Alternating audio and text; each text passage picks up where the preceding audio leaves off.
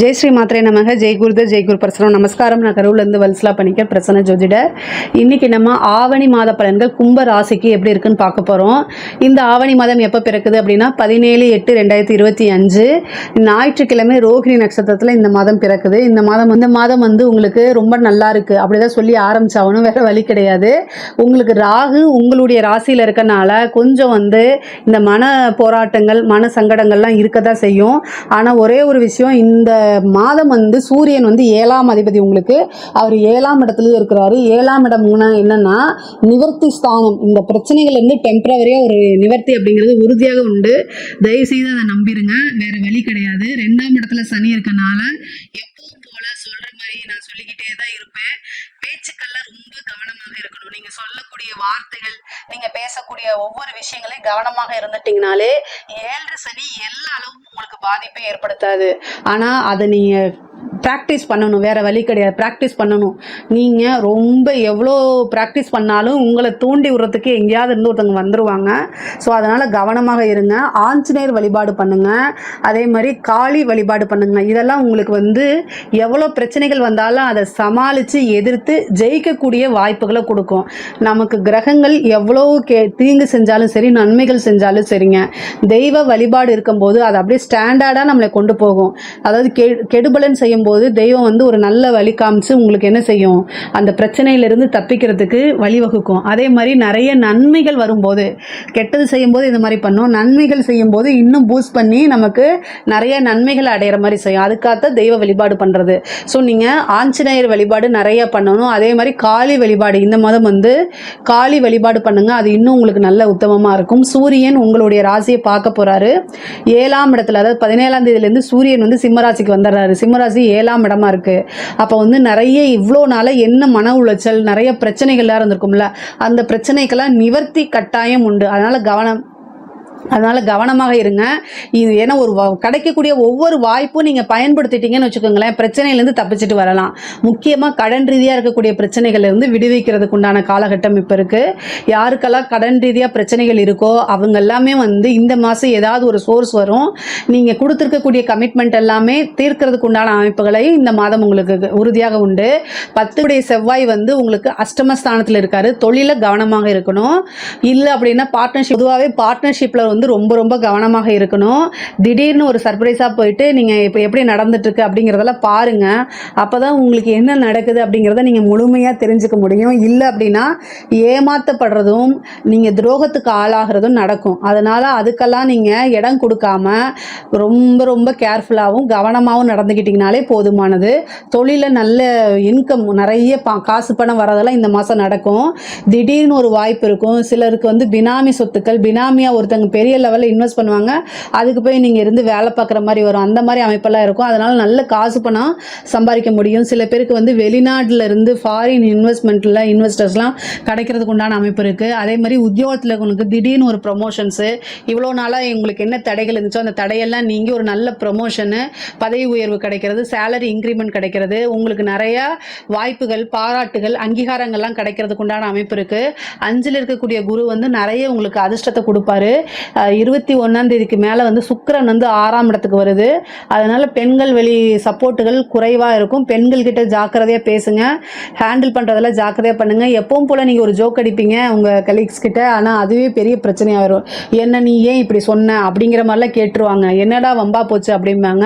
So அதனால் 6ஆம் இடத்துல சுக்கிரன் இருக்கனால பெண்கள் கிட்ட ஏதாவது சண்டை, வாக்குவாதம், அதனால மன உளைச்சல் இது மாதிரிலாம் ஆகும். அதனால் ரொம்ப ரொம்ப கவனமாக இருக்கணும். அதே மாதிரி புதன் உங்களுக்கு 7ஆம் இடத்துக்கு, புதன், சூரியன், கேது, இது நான் 3 கிரகமுமே 7ஆம் இடத்துல இருக்குது. கிரகண சூழ்நிலையும் வரதுனால ஆணாக இருந்தாலும் சரி, பெண்ணாக இருந்தாலும் சரி, கணவனாக இருந்தால் மனைவியும், மனைவியாக இருந்தால் கணவனும் ஒருவரை ஒருவர் புரிந்து நடந்து கொள்ள வேண்டியது ரொம்ப ரொம்ப அவசியமாக இருக்குது இந்த மாதம்.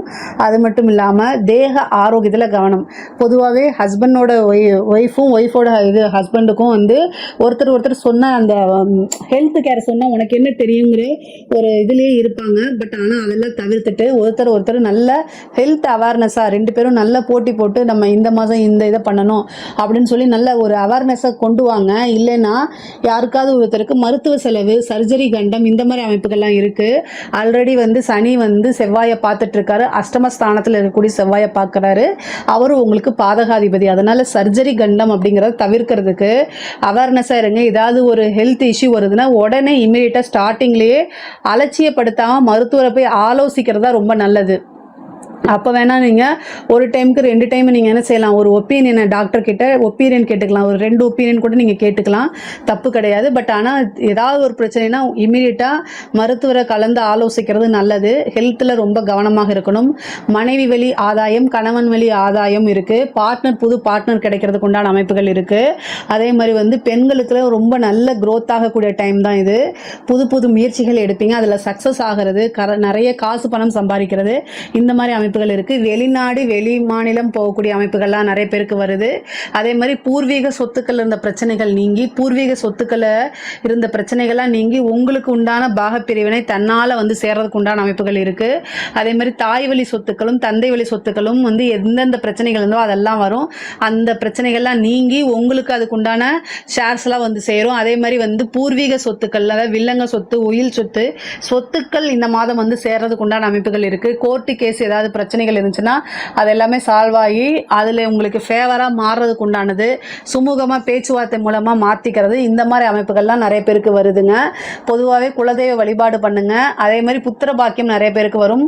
திருமணம் சம்மந்தப்பட்ட பிரச்சனைகள் வந்து இந்த செப்டம்பர் மாதம் 7ஆம் தேதி மட்டும் எதுவும் பண்ணாதீங்க, அதுக்கப்புறம் பண்ணிக்கோங்க. 7ஆம் தேதி பண்ணிங்கன்னா கிரகணமாக இருக்கனால இந்தியாவில் தெரியாது, ஆனால் வேறு ஏதோ ஒரு நாட்டில் அது இருக்கும். ஸோ அதனால் அது ஒரு லைட்டாக அதில் ஒரு பாதிப்புகள் வரும். அதனால் திருமணம் சம்பந்தப்பட்ட விஷயங்கள் 7ஆம் தேதி, செப்டம்பர் 7ஆம் தேதி மட்டும் தவிர்த்துருங்க. நிறைய பேருக்கு திருமண வாய்ப்புகள் வரும், திருமணம் சம்மந்தப்பட்டது. அதே மாதிரி 5 கூடைய புதன் தான் 7ஆம் இடத்துக்கு வராரு. அப்போ வந்து என்ன, உங்களுக்கு லவ் மேரேஜ் ஆகிறதுக்கு உண்டானது, வீட்டில் தெரிஞ்சு திடீர்னு ஒரு ரிஜிஸ்டர் மேரேஜ் ஆகிறது, வீட்டை எதிர்த்துட்டு மேரேஜ் ஆகிறது, இந்த மாதிரி விஷயங்கள்லாம் இந்த மாதம் நடக்கும்.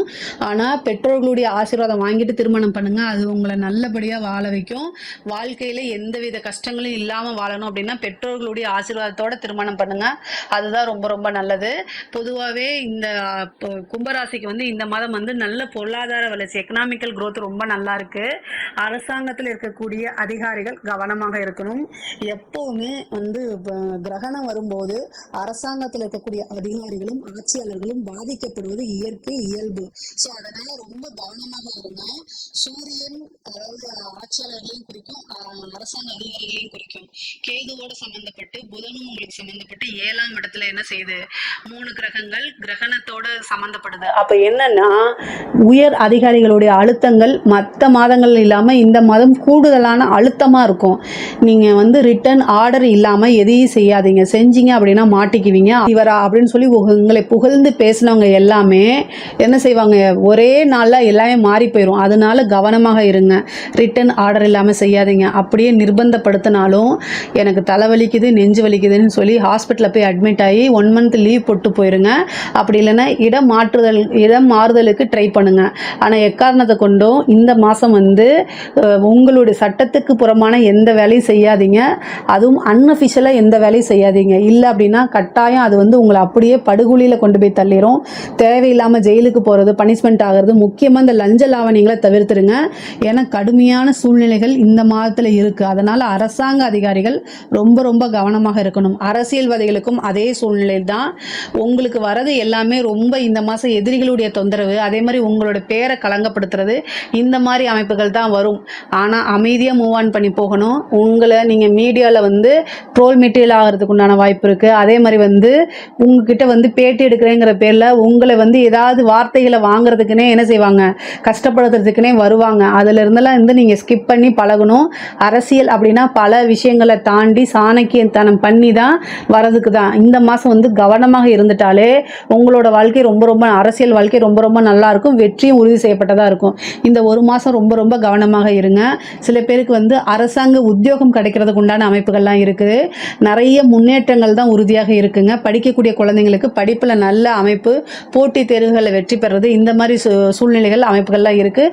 படிப்பு ரீதியாக வெளி மாநிலம் வெளிநாடு செல்லக்கூடிய அமைப்புகள்லாம் இருக்குது. பொதுவாகவே இஷ்டதெய்வ வழிபாடு பண்ணுங்க, குலதெய்வ வழிபாடு பண்ணுங்க, குருநாதர் வழிபாடு பண்ணுங்க. நீங்கள் குருநாதர் வழிபாடு பண்ண உங்களுக்கு பெரிய விஷயங்கள்ல இருந்து பாதுகாப்பு, அதாவது கெட்டது நடக்கிறதுலேருந்து பாதுகாப்பு கிடைக்கும். ஒரு பாதுகாப்பும் கிடைக்குங்க உங்களுக்கு. முக்கியமாக வந்து தலைக்கு வர்றது தலைப்பாயோட போகும்னு சொல்லுவோம்ல, அந்த மாதிரி அமைப்பு தான் இருக்குது. இந்த இது வந்து உங்களுடைய ராசியில் வந்து ராகு இருக்கனால நிறைய மனக்குழப்பங்கள், ஒரு முடிவு எடுக்கும்போது போராட்டமும் குழப்பமும் அதிகமாக இருக்கும். இதை நம்ம எடுக்கிறது கரெக்டா, இப்படி போவோமா அப்படின்னு, அந்த மாதிரி ஒரு சூழ்நிலை. உங்களுக்குன்னு ஒரு வெல்விஷர் இருந்தாங்கன்னா அவங்க கிட்ட கேட்டு டிஸ்கஸ் பண்ணி எடுங்க.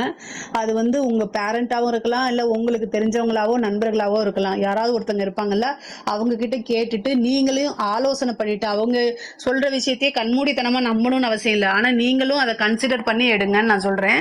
மற்றபடி கும்ப ராசிக்கு வந்து ரொம்ப இந்த ஆவணி மாதத்தில் வந்து நல்ல வளர்ச்சியும் நல்ல டெவலப்மெண்ட்டுமே ரொம்ப ரொம்ப நல்லா இருக்குது. இதில் ஏதாவது சந்தேகங்கள் இருக்குது அப்படின்னா கமெண்ட்ஸில் கேளுங்க, கண்டிப்பாக ஆன்சர் பண்ணுறேன். நம்மளுடைய சேனலை லைக் பண்ணுங்கள், ஷேர் பண்ணுங்கள், சப்ஸ்கிரைப் பண்ணுங்கள். நன்றி, வணக்கம்.